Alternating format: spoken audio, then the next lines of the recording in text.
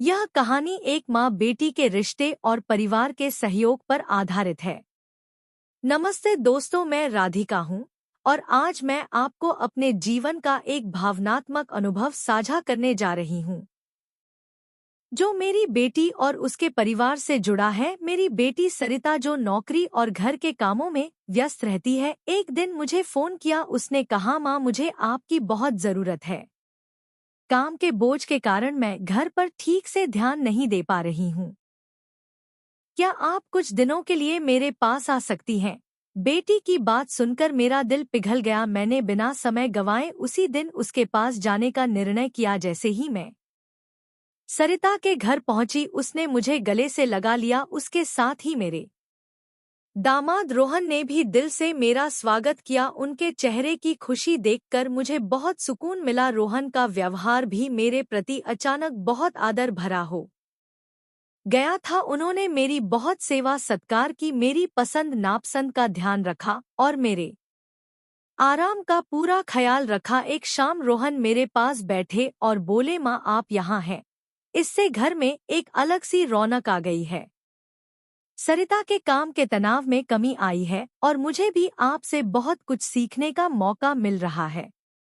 उनके शब्दों ने मेरे दिल को छू लिया। मैं हर दिन अपने हाथों से उनकी पसंदीदा चीजें बनाती और वे हर बार तारीफ करते। सरिता के चेहरे पर खुशी देखकर मुझे लगा कि मेरा यहाँ आना सार्थक हुआ। कुछ दिनों में मैंने महसूस किया कि मेरा आना न सिर्फ सरिता की मदद के लिए था, बल्कि परिवार को और करीब लाने का भी एक जरिया था। हमने एक दूसरे के साथ समय बिताया, बातें की और एक दूसरे का साथ महसूस किया। मेरे जाने का समय आया तो सरिता और रोहन दोनों उदास हो गए। मैंने उनसे वादा किया कि मैं अक्सर उनसे मिलने आऊंगी। इस अनुभव ने मुझे ये सिखाया कि परिवार में एक दूसरे के लिए समय और सहयोग कितना महत्वपूर्ण होता है। इस कहानी में परिवार के रिश्तों की गर्मजोशी, सहारा और प्यार की भावना को दर्शाया गया है, जहां एक माँ अपनी बेटी के घर पर आकर परिवार को एकजुट करने में सहायक बनी। जब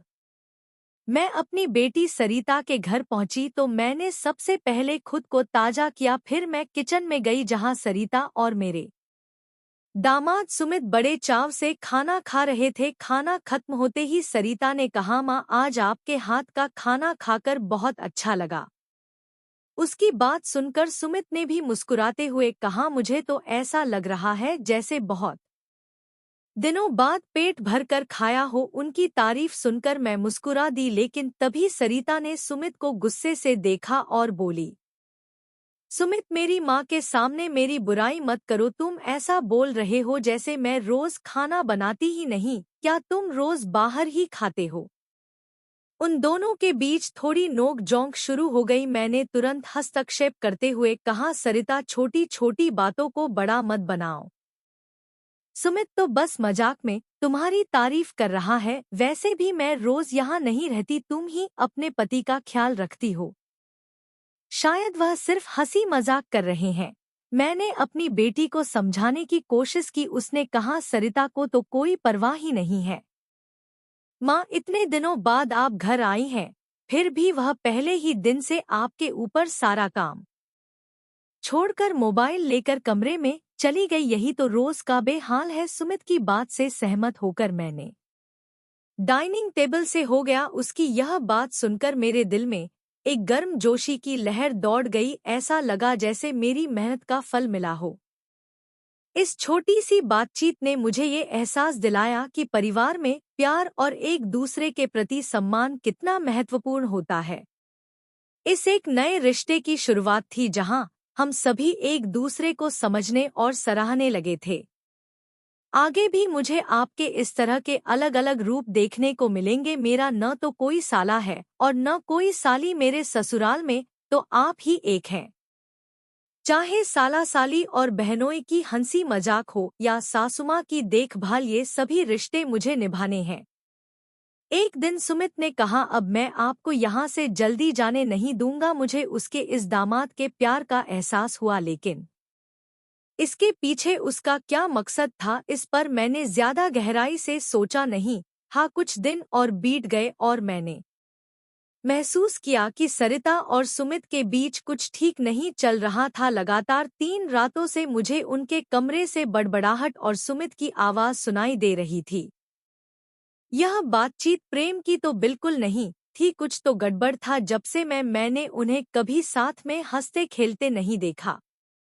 एक शाम सरिता ऑफिस से जल्दी घर आ गई। उसे देखकर मैंने सोचा कि शायद उसे थोड़ा समय देकर उसकी मानसिकता को समझा जा सके। मैंने 2 कप कॉफी बनाई और उसके कमरे में गई। मैंने कॉफी का कप उसके हाथ में दिया, लेकिन वह मुझसे बात करने के बजाय मोबाइल में व्यस्त थी।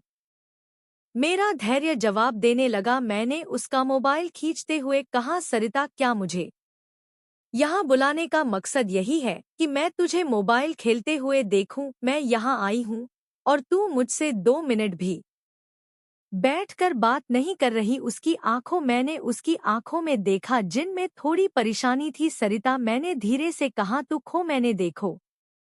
लेकिन दामाद ने मेरी बात सुनकर कहा, सासुमां, होटल जाने की जरूरत नहीं है। उसके शब्दों में एक विशेष ताना था, जैसे कि वह मेरे इस विचार को ठुकरा रहा हो। मैंने उसकी आंखों में झलकती बेचैनी को समझा। क्या उसे सच में मेरा ख्याल है या वह मुझे अपने रास्ते में बाधा समझता है? ये सवाल मेरे मन में घूमने लगा। समीर, मैंने कहा, बाहर जाकर कुछ समय बिताने से तुम्हें और सरिता को एक दूसरे के साथ कुछ अच्छा समय बिताने का मौका मिलेगा। कभी कभी रिश्तों में छोटी छोटी बातें ही बड़ी खुशी लेकर आती हैं।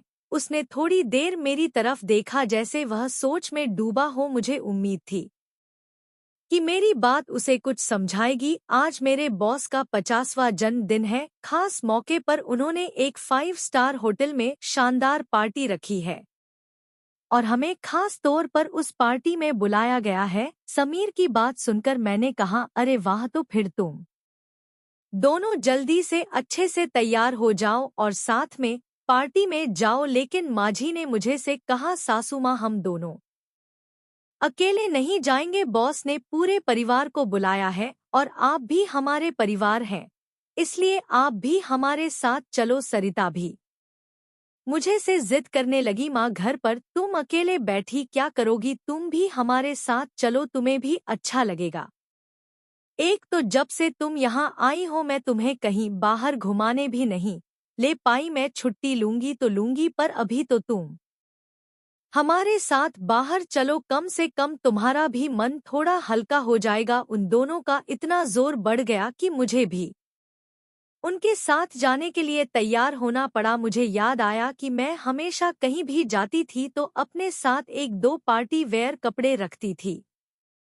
इस बार भी मैंने एक खूबसूरत पिंक रंग की नेटव। अगर किसी को यह कहते हुए मेरे दिल में एक अनजानी चिंता थी, क्या मैंने अपनी बेटी को सही मार्ग पर चलने के लिए सही से मार्गदर्शन दिया? क्या वह मेरी बातों को समझेगी? उस दिन मेरे अंदर एक असाधारण परिवर्तन हुआ। मैंने अपनी पहचान के लिए खड़े होने का फैसला किया, न केवल अपनी बेटी के सामने बल्कि खुद के लिए भी। शायद ये संघर्ष हमें एक दूसरे को समझने का एक नया मौका देगा। सरिता की बातें सुनकर मैं चौंक गई। उसने मुझसे कभी इतनी कठोरता से बात नहीं की थी। मेरे मन में गुस्से का तूफान उमड़ने लगा और मैं खामोशी से किचन में चली गई। उस रात खाना खाते समय भी मैंने किसी से बात नहीं की। मुझे बस अपनी भावनाओं को समेटने का समय चाहिए था। अगले दिन दोपहर के 1 बजे के बाद मेरे दामाद का फोन आया। मैंने जल्दी से तैयार होकर उनके साथ ऑफिस जाने के लिए निकलने का फैसला किया। शाम को जब हम दोनों घर लौटे तो सरिता की नाराजगी और बढ़ गई। मुझे उसकी नाराजगी से अब कोई फर्क नहीं पड़ता था। मुझे पता था कि उसने अपने पति को भी खुश रखने में नाकाम रही थी, इसलिए मैं उससे कोई उम्मीद नहीं रखती थी। लेकिन मेरे दामाद अब मुझसे बेहद अच्छे से पेश आने लगे थे। हर 2-3 दिन में वे मुझसे कहते कि उनके ऑफिस में उनके दोस्तों या बॉस ने मुझसे मिलने के लिए बुलाया है। एक दिन नाश्ता करते समय दामाद ने कहा, सासुमां, घर के सारे काम निपटा लीजिए क्योंकि आज आपको ऑफिस जाना है। मैंने उनकी बात पर सहमति जताई। जैसे ही समीर ऑफिस के लिए निकले, सरिता ने मुझे घेर लिया। उसकी बातें तीखी थी। माँ, मैं कुछ दिनों से देख रही हूँ, रोज तुम अपने दामाद के ऑफिस जा रही हो, शाम को उनके साथ हंसती खेलती घर लौटती हो। अब भी तुम दोनों के बीच सास दामाद का रिश्ता बरकरार है या फिर सीमाएं पार हो गई हैं? उसकी बातें मेरे दिल में एक अनजानी कसक छोड़ गई। मैंने सरिता की आंखों में देखी, वह चिंता कर रही थी या शायद ईर्ष्या।